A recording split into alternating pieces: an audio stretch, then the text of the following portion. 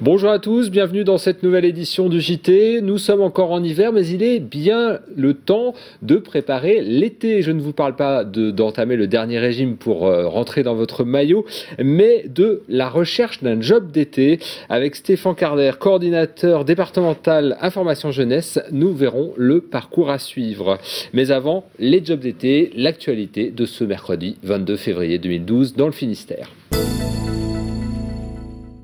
Le 2 avril prochain, le tribunal de Brest devrait prononcer la liquidation de l'association ADMR, l'association qui aide 20 000 Finistériens âgés et dépendants et emploie 3 000 aides à la maison.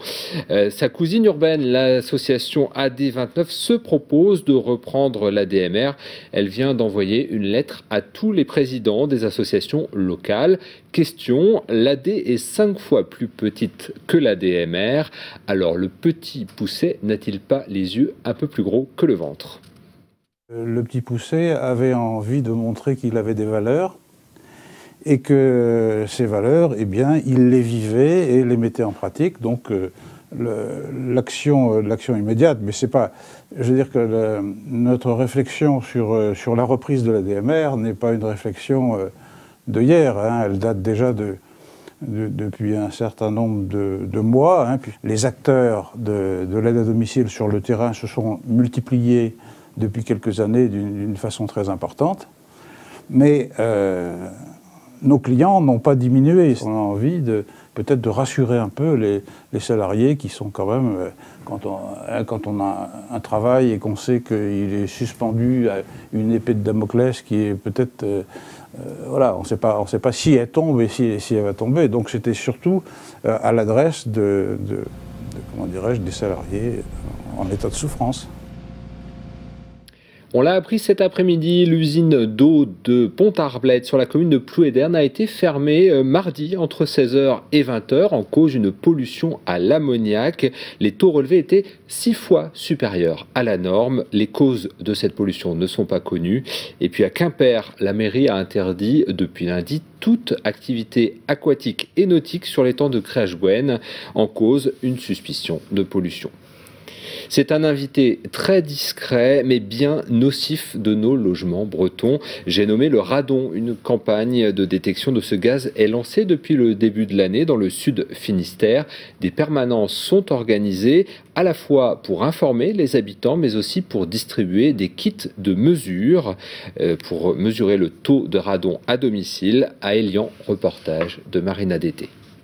La chasse au radon est déclarée dans les environs de Concarneau.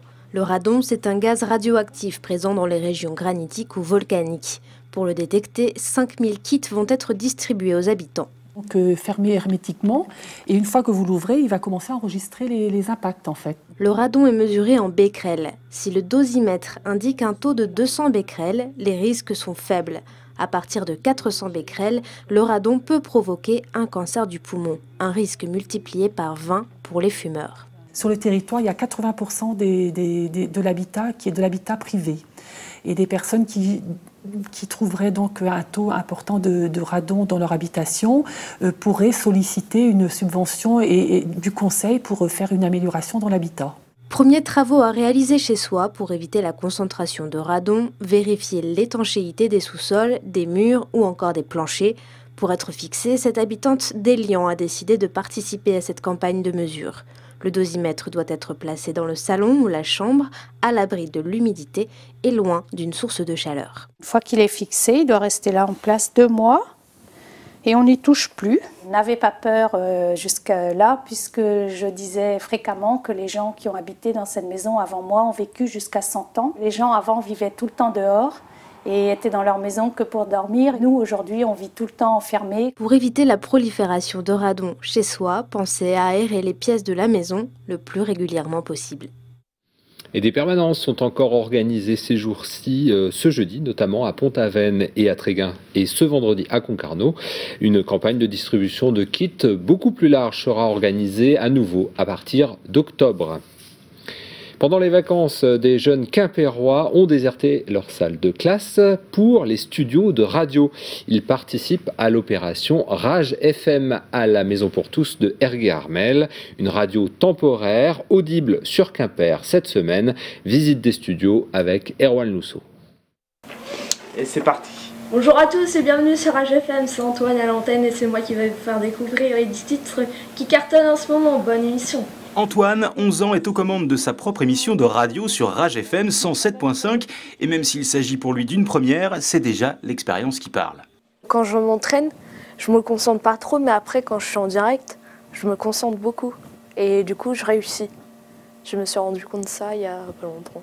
Cette année encore, les jeunes du quartier d'Ergué-Armel à Quimper ont pris possession du studio de la Maison pour tous. Les micros sont ouverts du 20 au 24 février de 16h à 22h30. La nouveauté donc, cette année, c'est que le projet dure 15 jours. Une première semaine de préparation avec les jeunes à l'aide d'un animateur professionnel qui est venu chaque matin nous aider à préparer les émissions, à savoir se tenir en studio, tout ce qui est technique orale de présentation d'émissions. L'après-midi, nous, on a été visiter une radio, Radio Carnet, et on a continué à préparer les émissions, à faire des recherches sur Internet, préparer des conducteurs, pour que la deuxième semaine, on puisse diffuser dans de meilleures conditions, avec des émissions préparées. Marion, elle fait ses questions. T'as tes questions, moi? Oui. Et après, moi, je fais le truc sur la puberté. Manon, Marion et Maude ont décidé de parler de la météo, des adolescents et de l'horoscope. Et devant le micro, il suffit simplement de faire comme les grands. À force d'écouter aussi un petit peu les radios, on apprend un peu comme ça en écoutant juste. Pour moi, c'est un peu comme ça que j'ai appris aussi à faire la radio. Ah ouais, on écoute souvent, donc ça nous entraîne un petit peu déjà. Parmi ces apprentis animateurs se trouve peut-être là où les futures voix de la bande FM. En attendant, voilà une initiative synonyme de vacances bien remplies. Et Rage FM est à découvrir donc sur la bande FM au 107.5, vous l'avez entendu cette semaine, et on peut aussi écouter sur internet à l'adresse suivante, donc www.mpt-ea.org, rubrique Rage. Après la radio et les vacances d'hiver, certains jeunes vont peut-être partir à la recherche d'un job d'été. Pour mettre toutes les chances de son côté, mieux vaut commencer sa recherche le plus tôt possible. Stéphane Carder, bonjour. Bonjour. Vous êtes le coordinateur départemental information jeunesse. Les réseaux des BIGE, les bureaux information jeunesse et les PIGE, les points information jeunesse, donc se mobilisent pour aider les jeunes dans leur recherche. Mais février, est-ce que c'est pas un petit peu tôt quand même pour commencer ?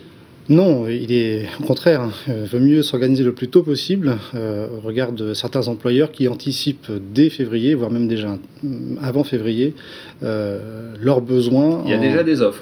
Alors il y a déjà des offres disponibles et il y en aura même jusque courant juin en tant que tel. Donc, alors dans le réseau information jeunesse, comment vous aidez les jeunes à trouver le job d'été de leurs rêves ? De leur rêve, je ne sais pas. En tout cas, nous, on va les aider, en fait. Alors, on va leur donner un certain nombre d'informations qui vont leur permettre de mieux organiser leur recherche de job d'été. On va les aider aussi à se poser les bonnes questions préalables dans le cadre de cette recherche. Voilà, pourquoi est-ce qu'ils veulent travailler? Quels sont leurs atouts, leurs compétences?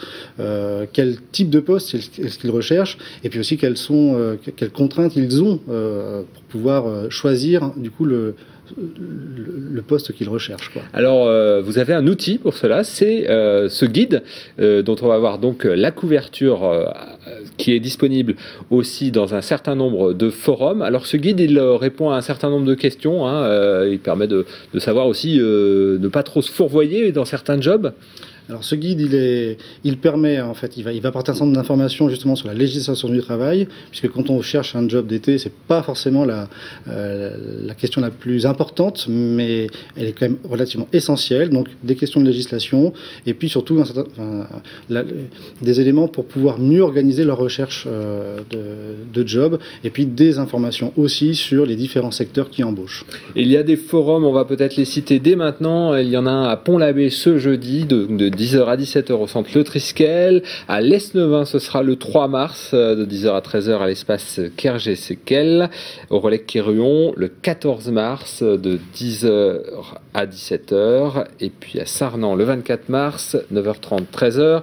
Et Douarnenez, le 12 mai, ça sera un peu plus loin, de 10h à 13h.